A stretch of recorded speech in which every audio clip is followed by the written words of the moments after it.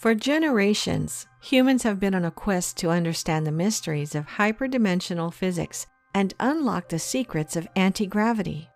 Many scientists consider anti-gravitational technology to be the holy grail of the 21st century, a single technology that will completely change human civilization and bring about a new age on Earth and beyond. That such technology is possible is backed up by the countless UFO videos and sightings all around the world.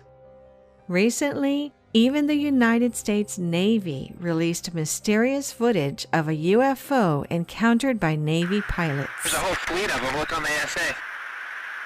What's that? What is it on us, dude? Well, if there's like this thing, it's rotating. According to the data, NASA began its work on anti-gravity technology in 1992.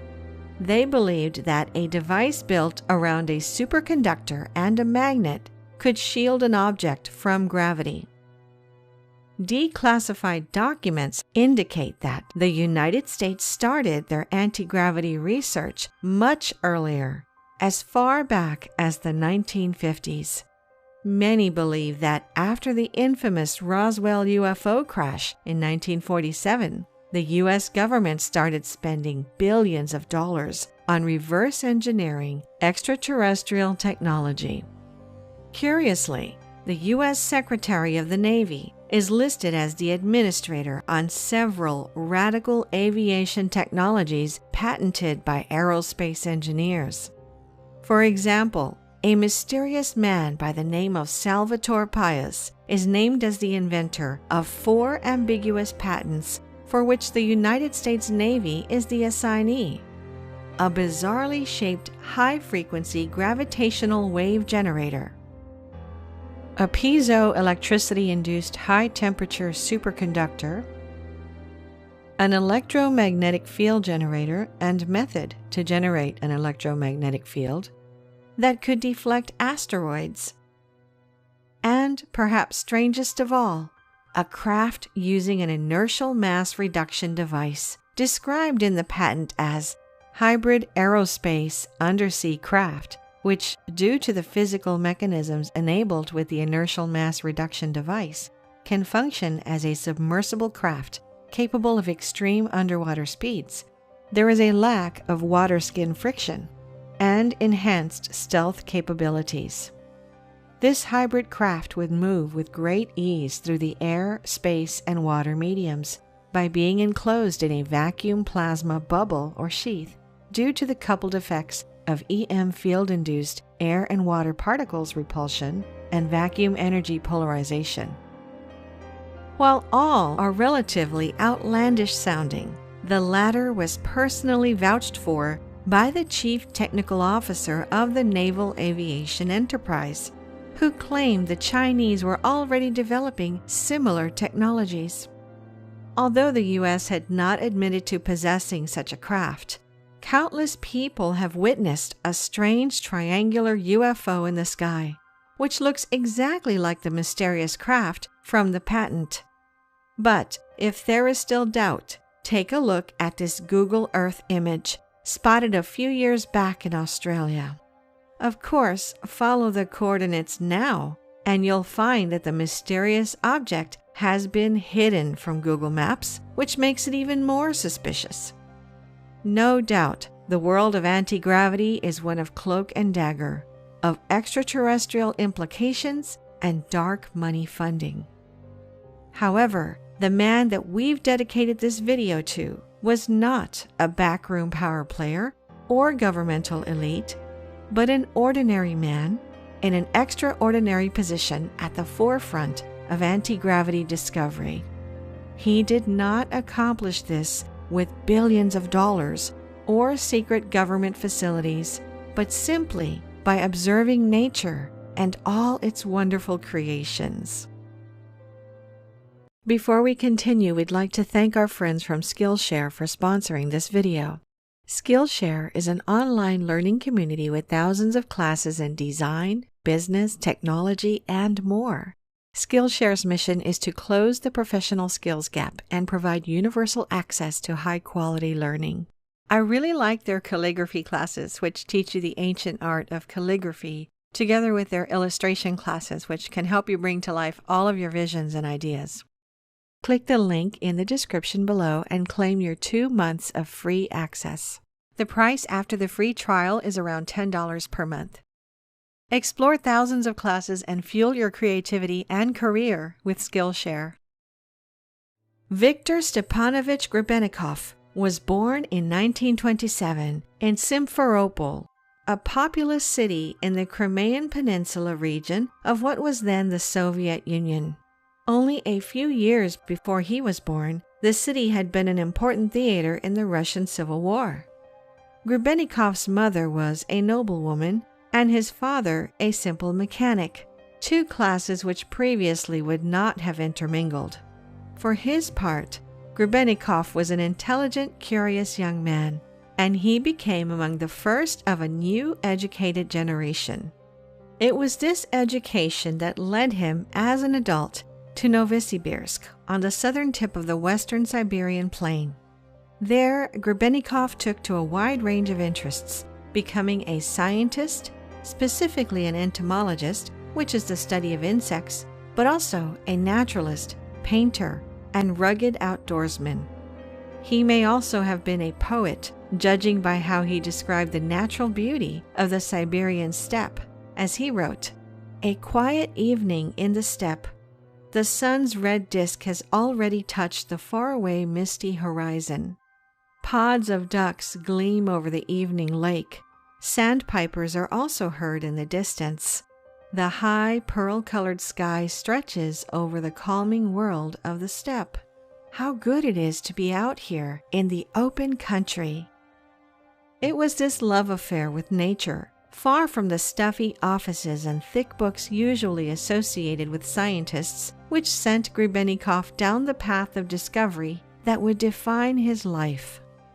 It happened almost entirely by chance one evening in the early 1980s. Grebennikov was engaged in his favorite pastime, roaming the vast steppe along with his intent to camp under the stars. As he laid his head on a makeshift pillow, Grebennikov was overcome with an unpleasant feeling, a headache, ringing ears, and a metallic taste in his mouth. He realized that he had set up camp on top of an underground bee city, that, in fact, in his own words, the entire steppe is dappled with their holes like Swiss cheese, and in places almost like a sponge. What could this mean? Grebennikov wondered. He returned to the spot 4 more times, through varying weather and times of day, and each time found the results the same. He noted that 5 meters away from the boundary of the bee city, he felt no effects, but as soon as he entered the area, he felt similarly unpleasant. This weighed on Grebennikov's mind for some time, until years later he happened to be in an area where another bee city had recently died, that is, collapsed as a result of erosion and the passage of time. While investigating the site, Grebennikov collected parts of the nest, the familiar honeycomb, and returned to his office. There he noticed the most unusual phenomenon. When he put his hand over the honeycomb, he could feel a heat emanating from it, a thermal sensation which made him lightheaded. He got others to try, and they reported similarly feeling heat or cold wind, having numbness in their fingers, or feeling as though their hand was being pushed around. Most peculiar, the cause of this could not be measured by any traditional scientific device.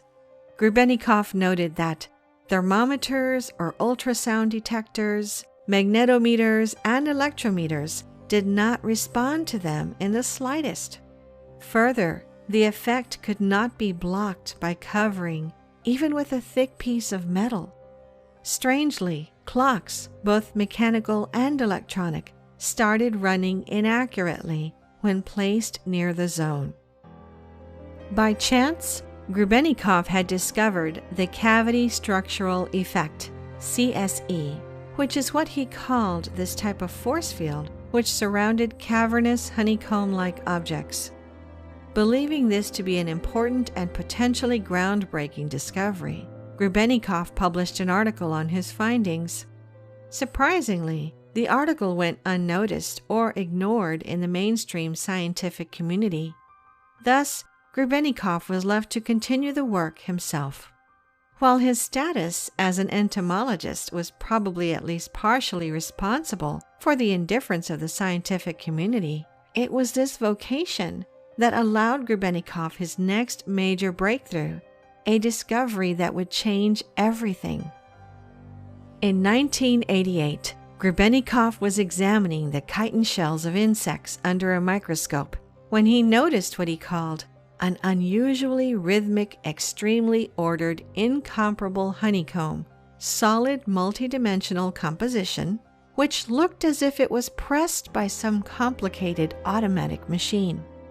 As he moved deeper into study, something extraordinary happened.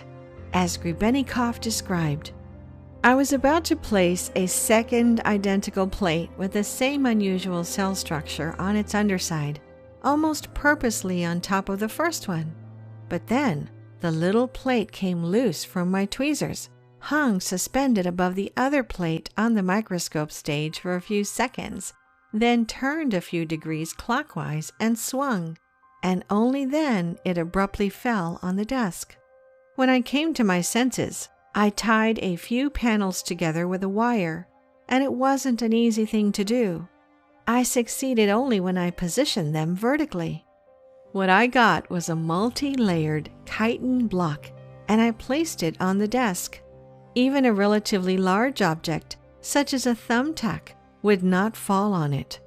Something pushed it up and aside. When I attached the tack on top of the block, I witnessed incredible, impossible things. The tack would disappear from sight for a few moments. That was when I realized that this was no beacon, but something entirely different." This incredible discovery got Grebennikov thinking. Science suggested that some bugs should be too big to fly, based on the size of their wings and the speed of their wings' beat. Was the cavity structural effect caused by this incomparable honeycomb creating some sort of anti-gravity field, allowing the bugs to defy physics and fly? Were the bugs, in fact, not flying at all, but levitating? Following this line of thought and the works of past scientists like Nikola Tesla, Grebennikov set about trying to create some sort of anti-gravitational vehicle. For years he toiled, pouring heart and soul into the project, until finally he came up with something possessing apparently amazing characteristics. By attaching hundreds, if not thousands of chitin shells to the bottom of a simple wooden platform, Grebennikov had invented an anti-gravity vehicle which he claimed could travel at up to 1,500 kilometers per hour, as many as 300 meters off the ground. He operated the device by stepping on the platform and using two handles attached to the base by a single pole. Despite the incredible speeds, the rider did not experience any effects, no inertia properties or dynamic pressure, almost as if they were ensconced in a bubble or force field. Further, when in flight, the device was invisible from below, appearing as only a light sphere or cloud in the sky. Observers noticed that even his shadow was missing when in flight, and his watch was constantly shifting forward or backward. We know from Einstein that time, space, and gravity are intertwined. Humble in the face of such a potentially world-changing invention, Grebennikov believed that so-called real science should investigate his discovery. Thus, he filed for a patent. Shockingly, his patent application was resoundingly denied, while Grebennikov was rejected and called out by skeptics and other scientists. It certainly didn't help that he lacked photographic proof, as his camera would malfunction during flights as a result of the cavernous structure's effect. But the reception he received for such an apparently groundbreaking invention represented the antagonistic relationship Grebennikov had with the establishment throughout his career.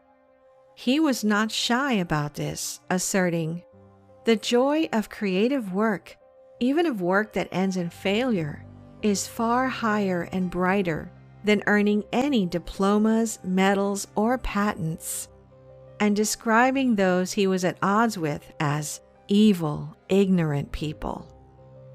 But perhaps the reception to Grebennikov's invention went beyond mere antagonism.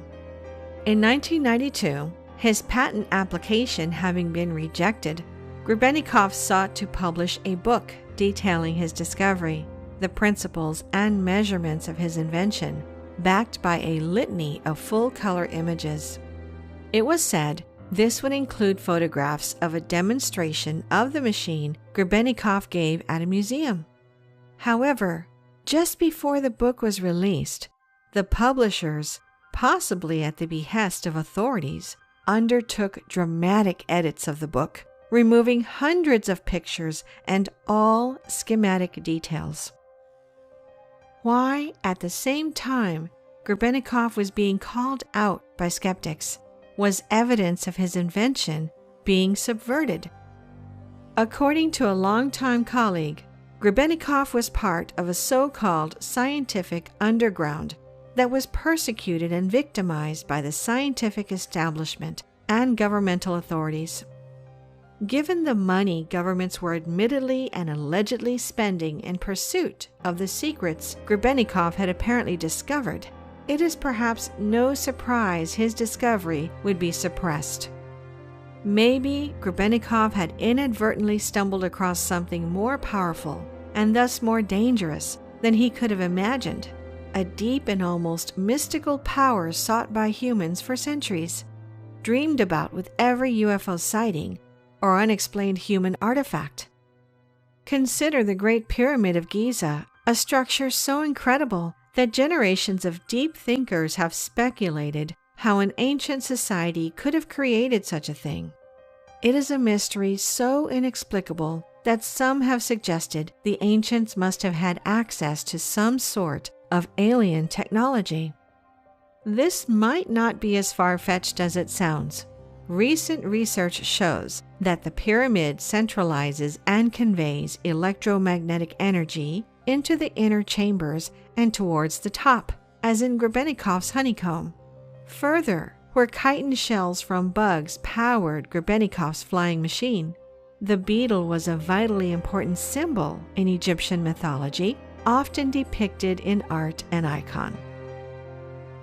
Alien or not, it appears the Egyptians may have had access to a knowledge since lost to human beings, thirsted for by governments, and rediscovered by Grebennikov centuries later. What exactly Grebennikov discovered is unknown to this day. It may sound incredible, but the mysterious usually does until it becomes a reality. Before his death in 2001, Grebennikov left us with these words: "There is no mysticism. The thing is simply that we humans still know little of the universe which, as we see, not always accepts our all too human rules, assumptions, and orders."